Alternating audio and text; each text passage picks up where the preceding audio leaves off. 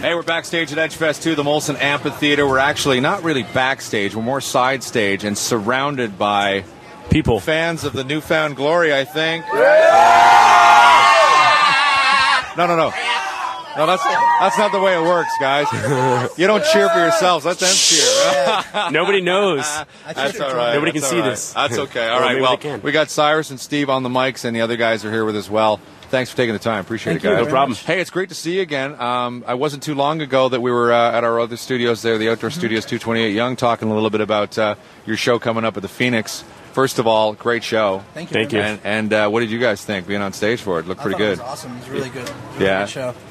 Toronto's been extra kind. I think not that anywhere else isn't, but Toronto seems to love the Newfound Glory. Yeah, Newfound Glory loves Toronto. We'd been here like Yeah, thanks a lot. Thanks a lot, guys. No, we've been here like 2 times, and like all the shows have been amazing. But for us to be able to headline that Phoenix and play it and have so many kids sing every every song, it's amazing. Yeah, not a bad deal. So this is a cross Canada tour. Has it been?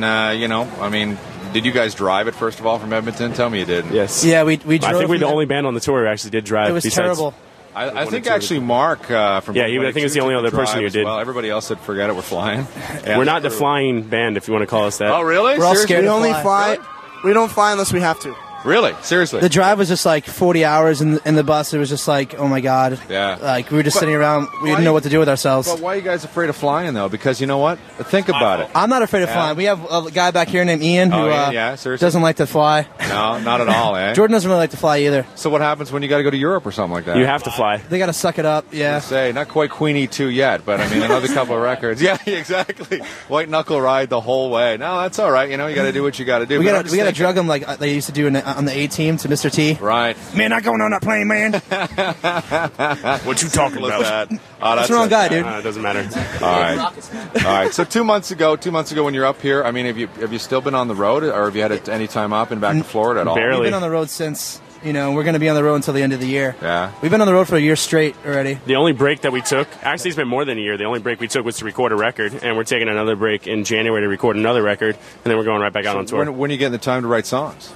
We're actually demoing right now on our bus. Cyrus went and bought a little mini recorder thing, so we're demoing out we have 20 new songs that we've been recording. Oh, really? But yeah. I mean, it's easy to say how you do it, but how do you exactly do it? I mean, it's like drums and guitars and basses and stuff like that. How does it work? Well, it's like a whole little process. Like Chad will come up with like a basic song on a guitar, and then kind of filter it through everybody. Like come to me, and then I'll write the drums to it, and everybody else will kind of figure out their little parts. And then when the song's pretty much done, Steve will take it and start writing lyrics to it, and between him and Jordan, all the vocal patterns get placed, and we kind of have another rough song. But it goes through everybody before we recorded the drums before in a studio, like a small little practice studio, and then we recorded the guitars and the bass on the bus and the vocals. So have you decided where you're going to do the next album, who you're going to use, or anything like that? The same guy who did our last record. Avron's doing this record again. We're going to do it in California this time.